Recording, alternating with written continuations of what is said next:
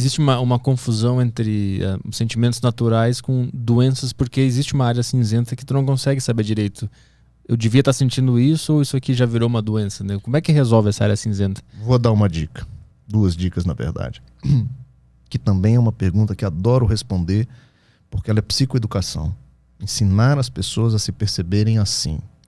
O que eu estou sentindo então, doutor? Me ensina aí. É da minha vida? É normal?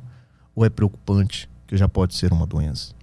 2 palavrinhas mágicas. A primeira chama-se proporcionalidade. O que significa isso?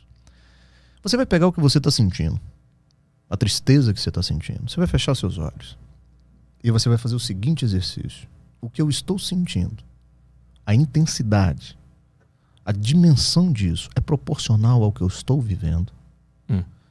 Para responder melhor esta frase, essa pergunta, uma pessoa no meu lugar, vivendo o que eu estou vivendo, estaria sentindo o que eu estou sentindo? Mas uma pessoa que esteja no meio do furacão, ela consegue estar com a cabeça clara para conseguir responder essa pergunta? Por isso que eu pedi para ela fechar os olhos, para ela sair um pouco, para ela ter um pouquinho de racionalidade naquele momento. Entendi. Então sai um pouquinho, pensa assim. Essa tristeza que você está sentindo é porque seu filho está na UTI? Uma mãe com um filho na UTI estaria sentindo a tristeza que você está? Se a resposta for sim, Arthur, a resposta é normal. Porque a doença, ela mora na desproporção, no sentir fora do lugar. É a tristeza excessiva, é a tristeza que está demais. E a pessoa fala assim, eu entendi sua pergunta, doutor, eu estou doente. Porque isso que eu estou sentindo tá muito, não era para estar assim.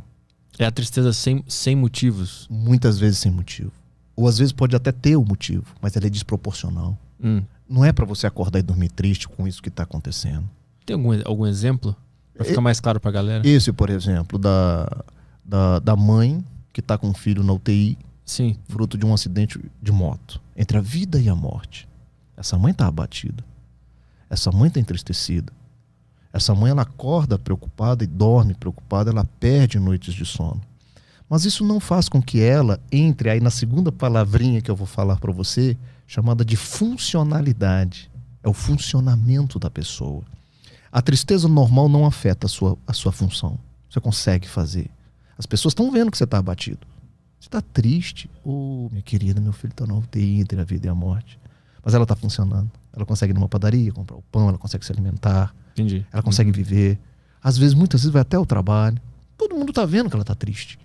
Mas ela consegue funcionar. A depressão, por característica e por diagnóstico, obrigatoriamente tem que afetar a sua função. Perder um dia de aula, perder um dia de trabalho. As suas relações sociais já estão comprometidas. Você tinha 5 amigos, agora você não sai mais com ninguém. E ela vai comendo pelas beiradas. E aí a pessoa chega assim e fala assim para mim, doutor, eu sou advogado. Eu costumava fazer 10 ações por semana. Semana eu consegui fazer 2. Minha cabeça está péssima. Minha memória, a velocidade que eu penso está bem diminuída. Eu não estou conseguindo mais produzir como eu produzia. Bingo. A depressão mora aí. A tristeza normal, você consegue viver. Você vai. Você vai na audiência. Você consegue ir na sua aula.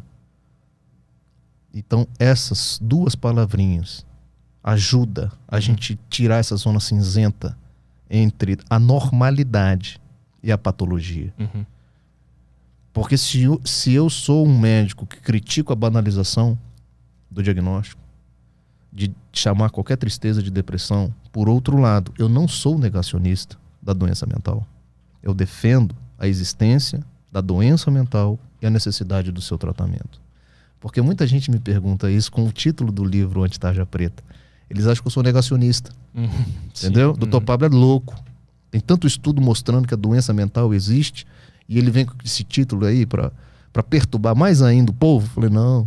Se você ler a contracapa do meu livro, você vai entender que eu transito entre essas 2 posições. A de criticar o uso abusivo, desnecessário de psicotrópico.